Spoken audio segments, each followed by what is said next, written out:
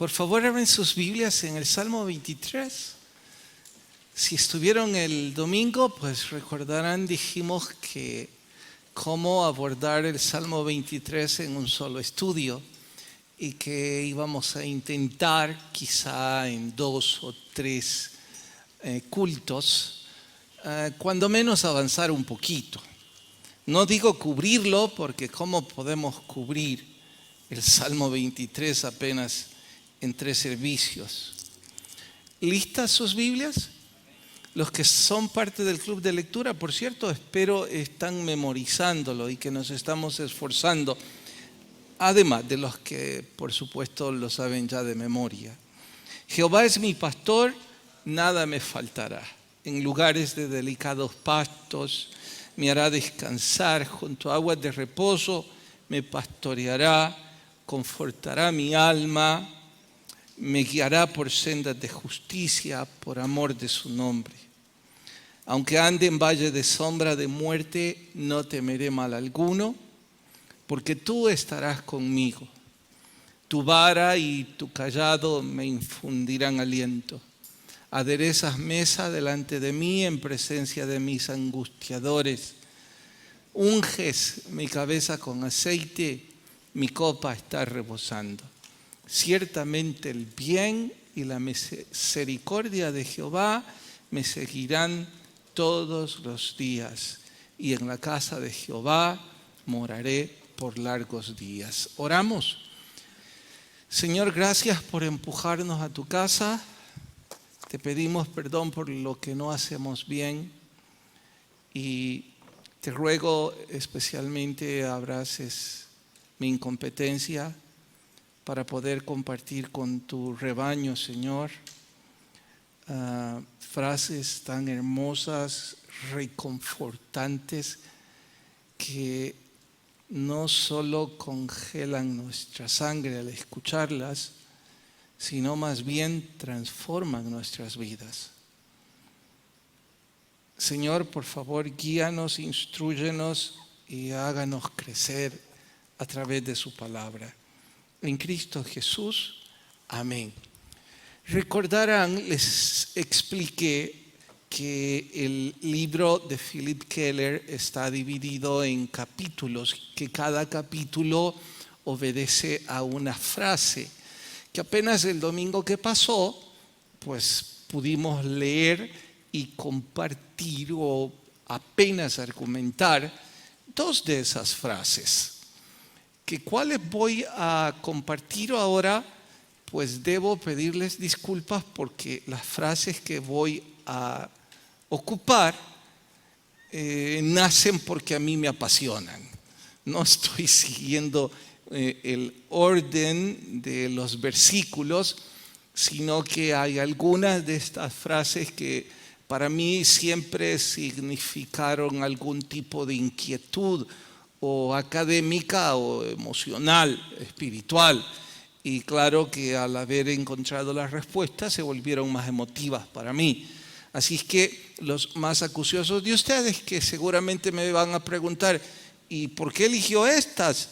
Bueno, porque son las que 2 de las que a mí más me gustan. Bien, vamos a lo que los estudiosos llaman la mitad del poema.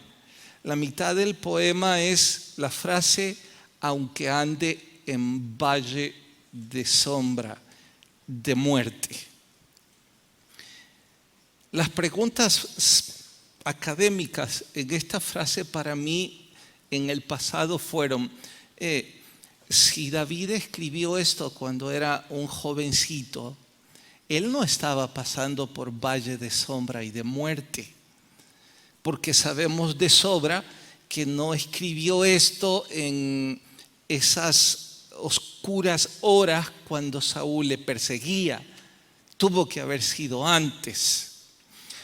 El otro extremo tampoco satisfacía mi curiosidad. Digo, si escribió cuando ya era un rey pastor, no estaba pasando por valle de sombra y de muerte en ese entonces. Así es que o simplemente fue un sentimiento evocado en el poema o significa algo más. ahora descubrirán que no es que signifique algo más, significa muchísimo más. Bien, voy a empezar. Desde el punto de vista de un pastor de ovejas, este salmo afirma la etapa media de la vida del redil. ¿A qué se refiere con la etapa media? Casi todos los pastores eficientes, no olviden que está hablando de los que cuidan los animalitos. Casi todos los eficientes procuran llevar sus actos a prados lejanos durante el verano. Esto suele implicar largos viajes. Las ovejas avanzan despacio, paciendo mientras caminan, abriéndose camino entre la nieve que va derritiéndose paso a paso. Al aproximarse el otoño, esas nieves tempranas se asientan en las cumbres altas y fuerzan implacablemente al rebaño a retirarse a montes menos elevados, que se van convirtiendo en valles. No olviden la frase, aunque ande en valle de sombra y de muerte. Esta parte de las actividades pastoriles es lo que se describe en el año, la segunda mitad del año. Durante esta época el rebaño permanece a solas con su pastor, más nadie. Está en íntimo contacto con él. ¿Que por qué?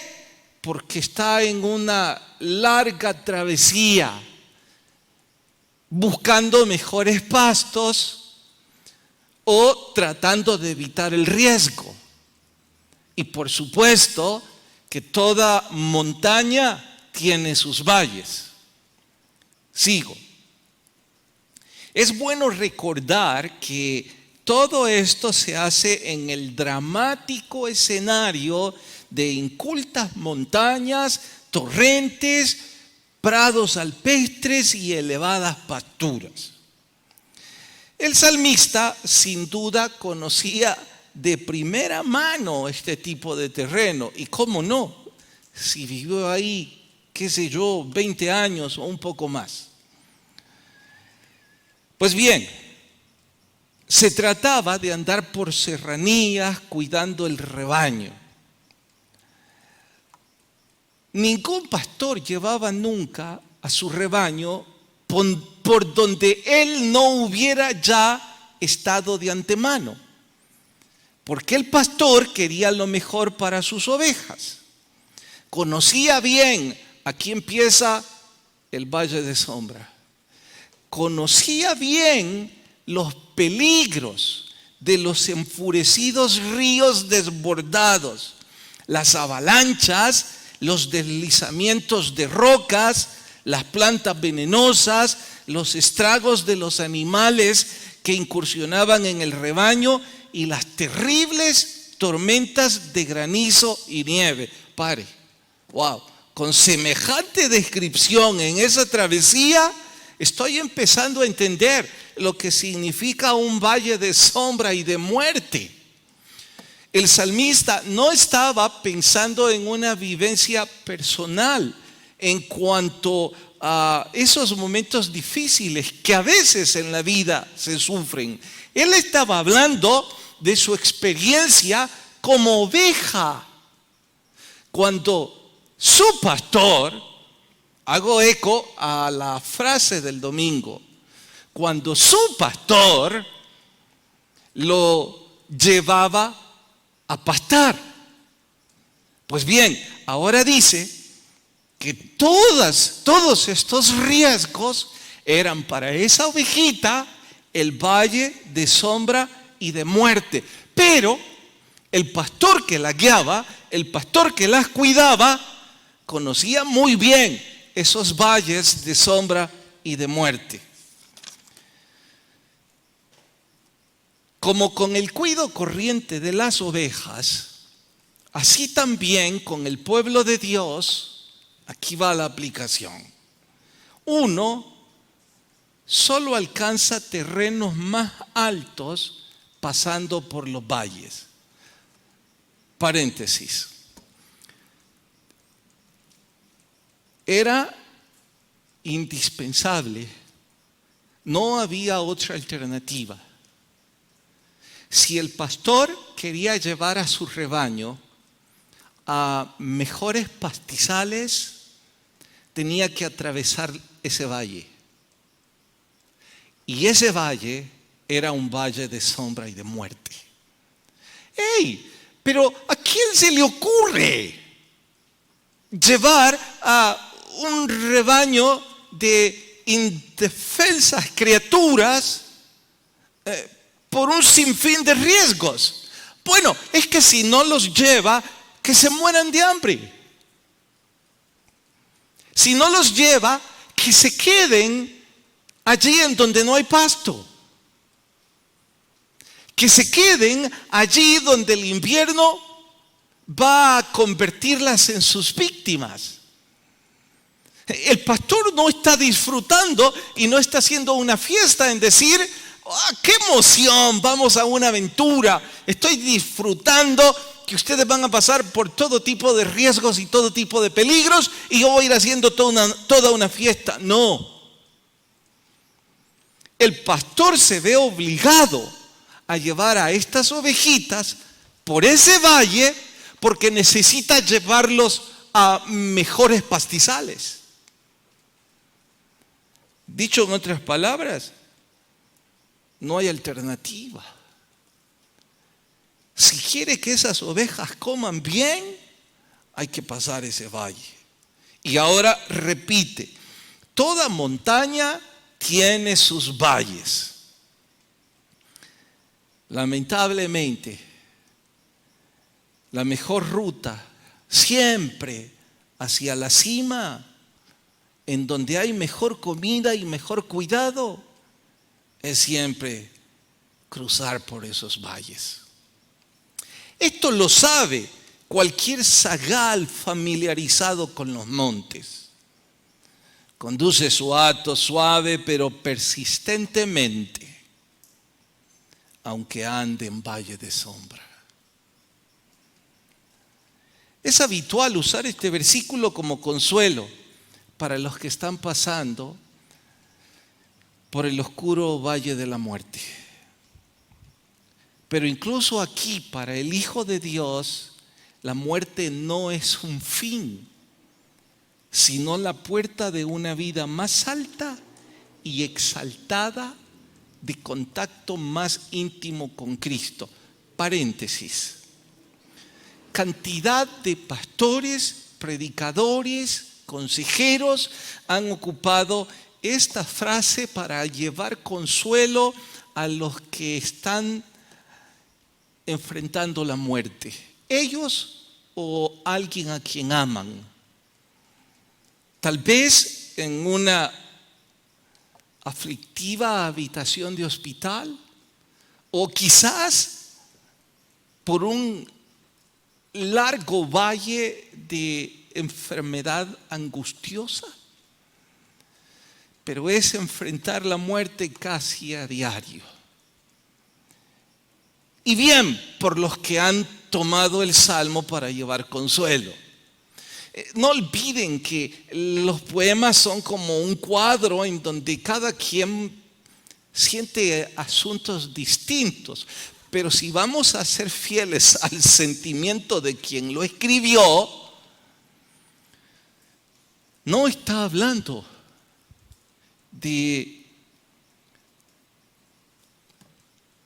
pasar a una mejor vida necesariamente. Y digo a una mejor vida refiriéndome a la vida eterna. Él está hablando de algo menos trascendente. No menos importante, pero sí menos trascendente. ¿Qué es ese algo? Está diciendo que el pastor quiere llevar a la oveja a mejor condición. Y claro está que si se trata de perder la vida para alcanzar la vida eterna, eso es trascendente y eso es mejor que nada. Pero recalco, no ese es el sentimiento que está en el escritor. El escritor más bien está insistiendo en que le va a llevar a mejores condiciones que las que ya está viviendo esa oveja. Y que no hay alternativa. Hay que pasar por ese valle. ¿Me estoy dando a entender? ¿Amén o no amén? Las desilusiones, las frustraciones, los desánimos, los dilemas, los días oscuros, los días difíciles son valles de sombra. Pero no tienen por qué convertirse en un desastre. No son mis palabras, estoy leyendo. Ya quisiera que fueran mías. Puede ser el camino a terrenos más altos en nuestro andar con Dios. Entre otras cosas, se convierten en caminos más altos y mejores porque como son valles de increíble intimidad con el pastor, nosotros finalmente nos enfocamos únicamente en la voz de nuestro supremo pastor. Y ese simple hecho ya nos hizo escalar a un mejor monte.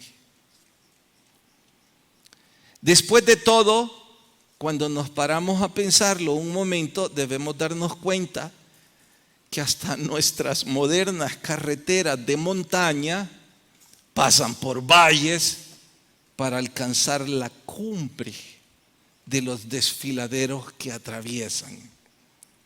Muchas veces digo, oh Dios, esto parece demasiado duro, pero estoy seguro que al final resultará la más fácil y suave vía para llegar a un terreno más alto.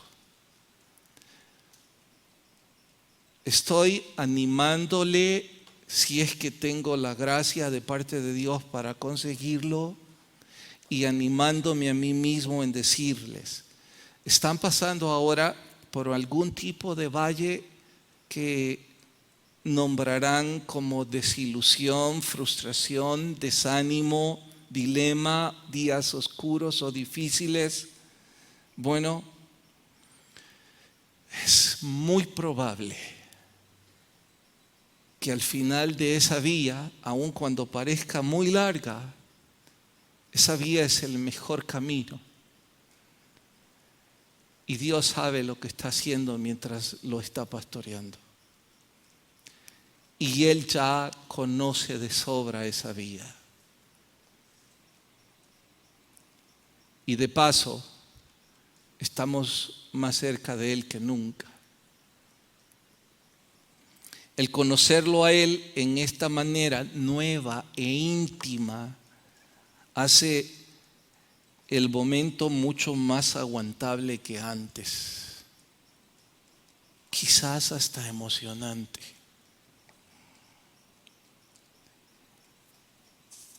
Esta probablemente es otra razón del por qué el pastor dice que es necesario caminar por ahí. Porque él sabe que a pesar de que es un valle, allí hay agua fresca por todo el camino.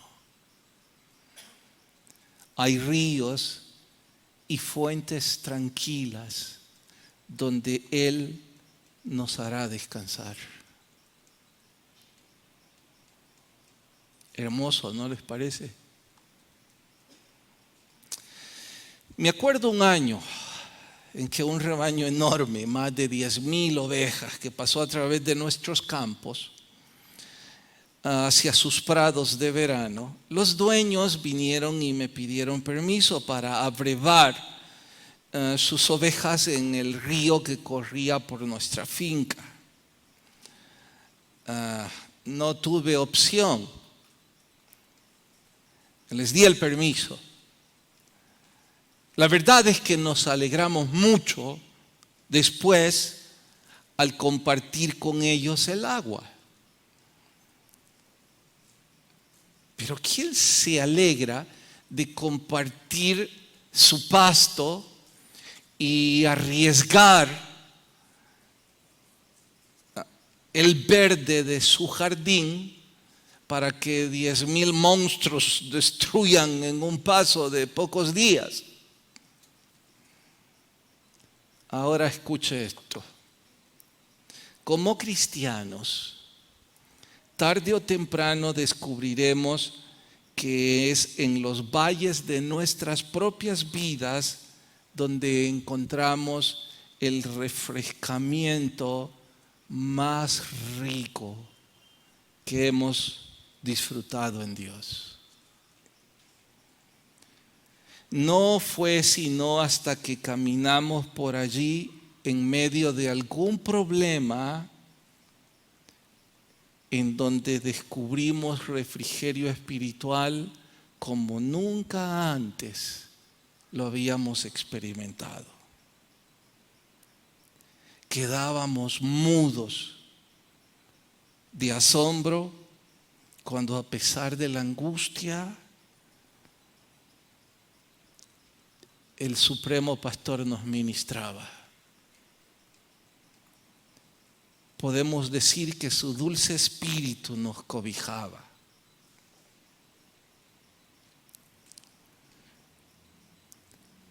El complemento de esto es que solo los que han pasado por valles oscuros pueden consolar, fortalecer y estimular a otros que están en situaciones parecidas. Mi esposa y yo estábamos felices de que esas ovejas descansaran en nuestra hacienda. Pero más felices vamos a estar si uno de estos días el Espíritu Santo nos permite consolar a otras ovejas, porque nosotros ya estuvimos en ese valle de sombra.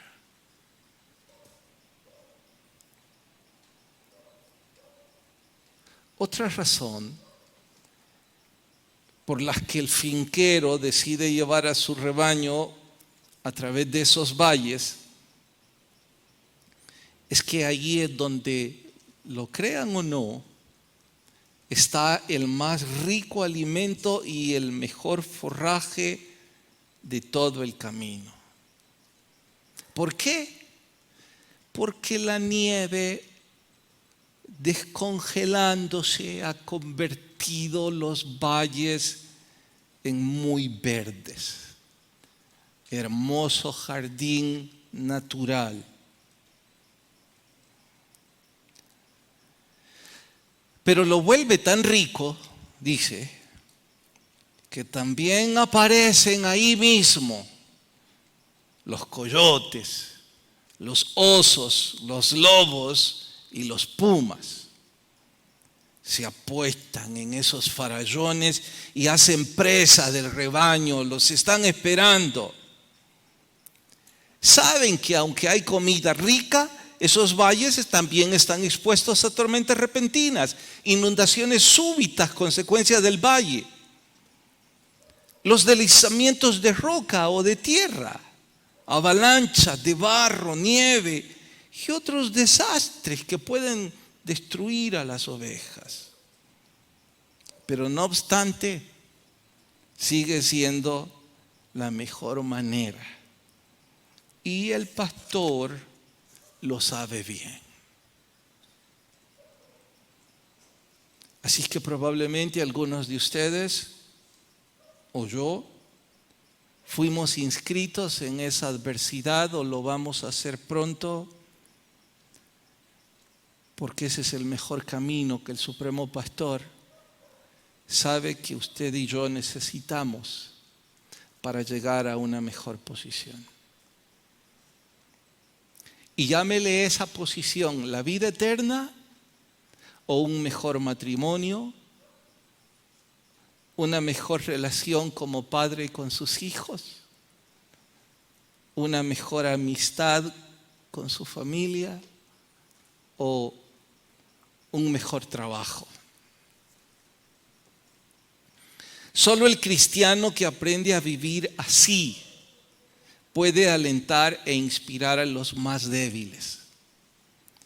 A muchos de nosotros, desde luego, nos sobresaltan, nos asustan y nos desconciertan las tormentas de la vida. Aseguramos que confiamos en Cristo, pero apenas se ciernen sobre nosotros las primeras sombras, nos sumimos en un hondo foso de desesperación. Creemos que nos echaremos a morir. No va a ser así. El pastor nos conoce. Él está decidido a llevarnos a mejores pastos. Todos pasaremos alguna que otra vez por los valles de la vida. Lo quieran o no, estarán ahí. Yo agrego, por supuesto, los que tienen mi edad o más, ya no les tengo que convencer. Supongo que a esta altura cuentan las veces que han tenido que pasar con ese valle. Ni siquiera me sorprende que llevemos cicatrices en nuestro cuerpo, literalmente, de esos meses o de esos oscuros años de incertidumbre, de insomnio y de desesperación. Los más jóvenes probablemente no. Supongo que por su edad, y que conste que estoy suponiendo por mi vivencia, lo cual no es algo que tenga importancia. Pero mi vivencia parece ser que los problemas fueron menores. Y hasta estén pensando, ¿de qué estará hablando esta vez no el pastor, sino ese otro pastor que estamos leyendo? Bueno, les diría que fueran diligentes y que aprendan de los errores de otros. Para que si uno de estos días descubren que él tiene razón en cuanto a que todos vamos a pasar alguna vez por ese valle, ustedes puedan asirse fuertemente de este mensaje y que Él sea nuestro pastor.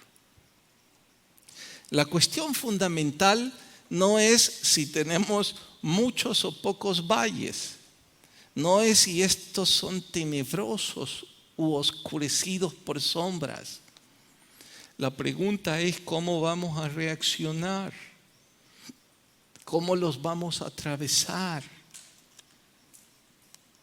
Con Cristo lo vamos a enfrentar tranquilamente.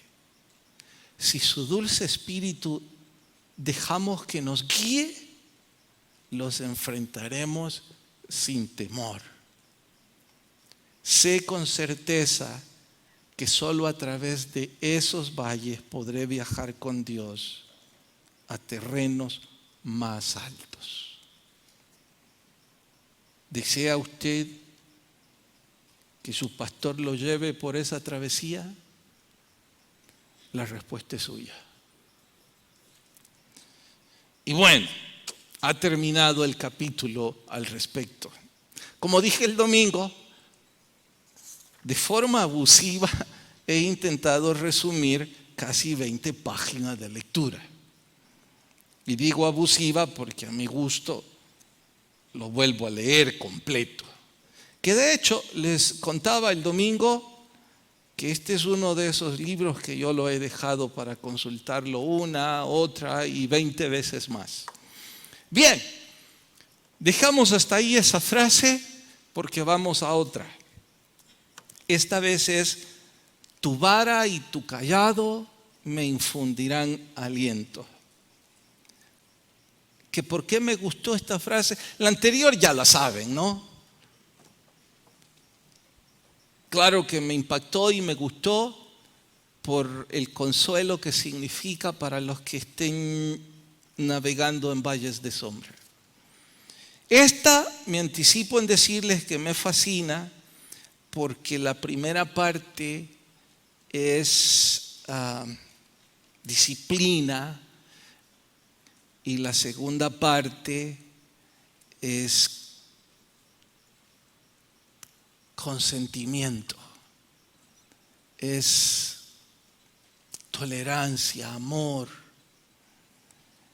Y está diciendo que no pueden ir separados. Casi puedo decir que la primera parte encuentran el rostro rígido de un pastor enojado y en la otra parte encuentran el rostro sonriente, amoroso y empático de un pastor que le gusta consentir a sus ovejitas, aún a las tercas, entre las cuales yo me ubico, por supuesto. Pero bien, vamos. Cuando el pastor parte con su majada para la montaña, suele llevar el equipo mínimo. Hoy día, el equipo mínimo podría ser quizás un rifle en el hombro, un largo cayado, una alforja con alimentos, por supuesto agua. Pero en ese entonces, en el Medio Oriente, el pastor solo llevaba una vara y un cayado. Así es que, ¿quién sabe cuánto duraba la travesía? Nadie. Pero el único equipo de guerra del pastor era su vara y su cayado. ¿Cómo se le ocurre? ¿Acaso no pudo meter en una bolsa no habían bolsas, pastor? Pues haga una y meta ahí algunas otras cosas. Comida, tal vez. Cuchillos.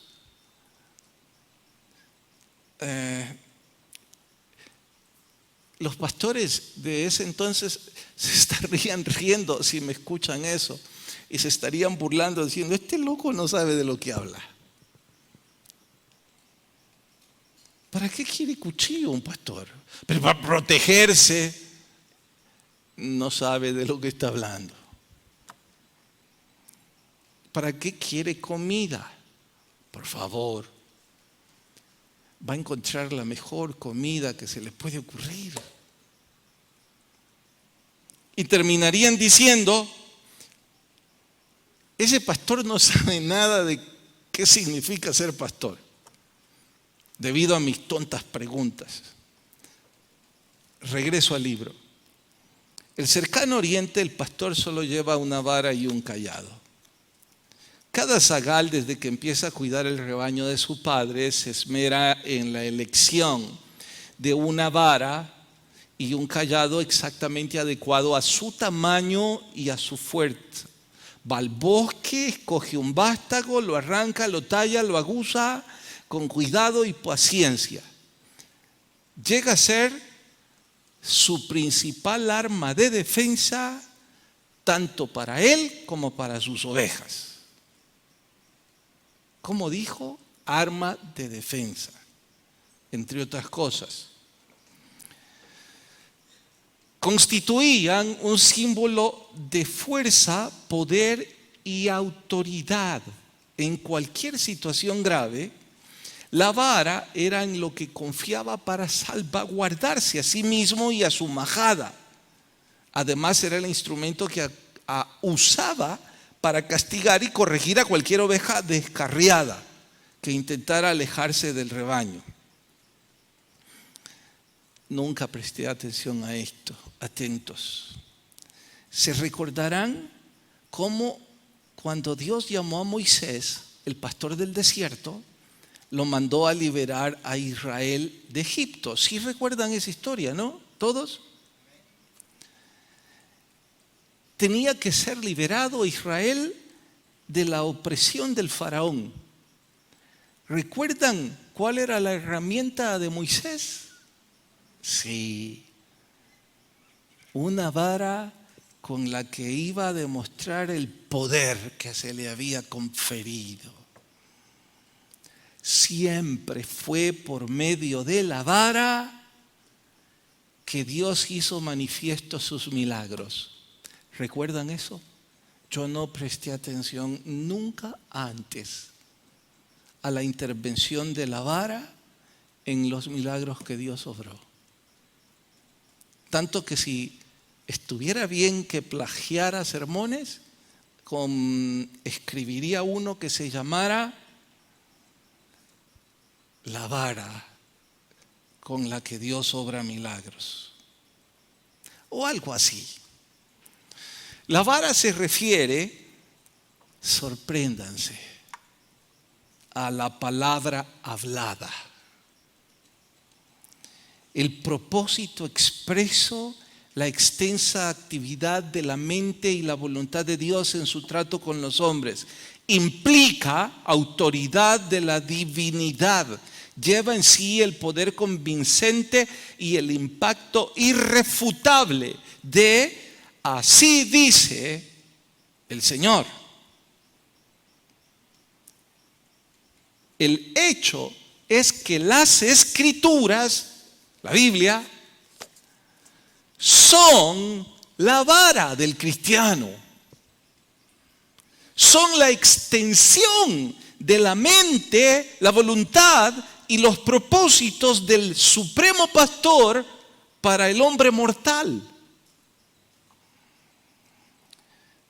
Ya que vivimos en una época en que la gente escucha numerosas voces y casi todas confusas, es alentador para el Hijo de Dios volverse a la palabra de Dios y saber que esta es la autoridad del pastor. ¡Qué consuelo! Es tener un instrumento potente, definido, poderoso para conducirnos. Él nos guarda aquí en esta palabra que es la vara de la confusión, nos guarda del caos, trae a nuestra vida serenidad. Eso es lo que el salmista dijo cuando escribió: tu vara y tu cayado me infundirán aliento. ¡Wow! Aquí está mi vara, está a mi alcance, debe estar siempre en mi mano. No puedo nunca distanciarme de este bendito libro. Y no es porque yo sea pastor. Les dije que la perspectiva de este predicador no es la del pastor, es la de la oveja. Estoy hablando como oveja, que la vara de mi pastor me infunde aliento. Esta es la vara de mi Señor. Y yo encuentro aliento ahí. Pero hay aquellos que hasta hoy la encontraron desde el domingo. Hay otra dimensión en la que el pastor usa su vara. Hasta aquí fue la parte, ¿qué? Tolerante, hermosa, cariñosa. Ahora va una parte rígida. El pastor usa la vara también para el bienestar de sus ovejas en el sentido de disciplina. Siempre me asombraba la frecuencia y la precisión con que los pastores africanos blandían sus masas sobre cualquier animal recalcitrante que se portaba mal. A ver, voy a intentar. Creo que algunos términos no son parte de nuestra jerga. Está diciendo que él se asombraba la destreza con la que los pastores de África lucían la manera en que usaban la vara.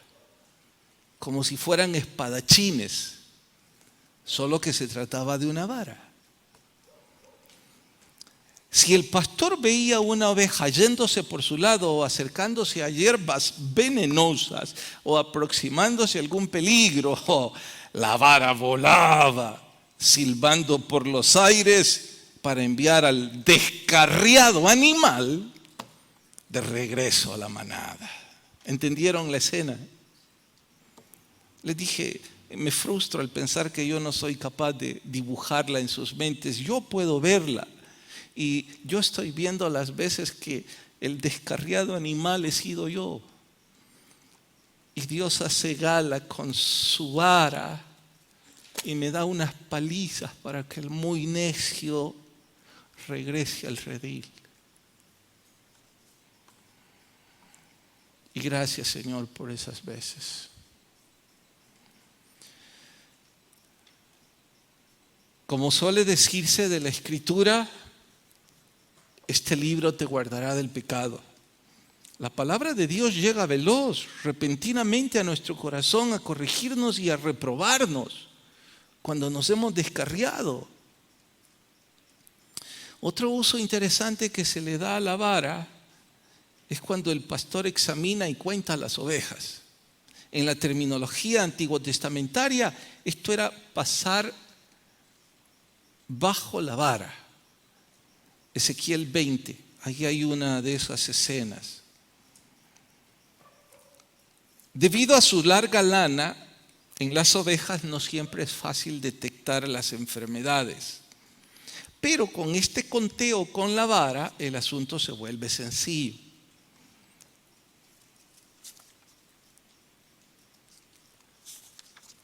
Me han encendido el semáforo rojo hace 5 minutos.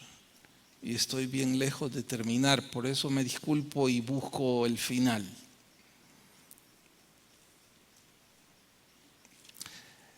La vida cristiana no consiste simplemente en suscribirse a ciertas doctrinas o asentir a ciertas realidades. Existe la experiencia real del contacto del Espíritu de Dios a nuestro corazón a través de esta vara. Por ser unas criaturas tercas, las ovejas suelen meterse en dilemas ridículos y descabellados. Él estaba pensando en sus ovejitas, yo estoy pensando en mí mismo. Por eso me río de mí mismo. Ridículo y descabellado. He visto mis propias ovejas deseosas de un bocado de pasto más verde escalar empinados riscos, donde se resbalan y caen al mar. Pero mi largo báculo, ese es el cayado, la otra forma con la que se usa la vara, el gancho, podía sacarlas del agua y ponerlas en tierra firme. Un día de invierno pasé varias horas rescatando una hembra que había hecho esto ya varias veces.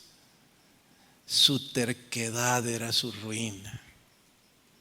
Yo creo que esto no les impacta a muchos aquí porque de tercos tienen nada. Otras veces, común era encontrar ovejas enredadas en los laberintos de rosas silvestres. Todavía me pregunto, dice el escritor, ¿por qué si no se las comen le cuesta meterse ahí? ¿Encuentran bocados de zacate verde? Tal vez, pero las espinas se enganchaban en su lana de tal forma. No había forma de soltarse, por más que forcejaran. Pero ahí estaba mi cayado para sacarlas pronto de su embrollo. Estoy pensando las veces que me he metido en esos lugares llenos de espinas por pura terquedad.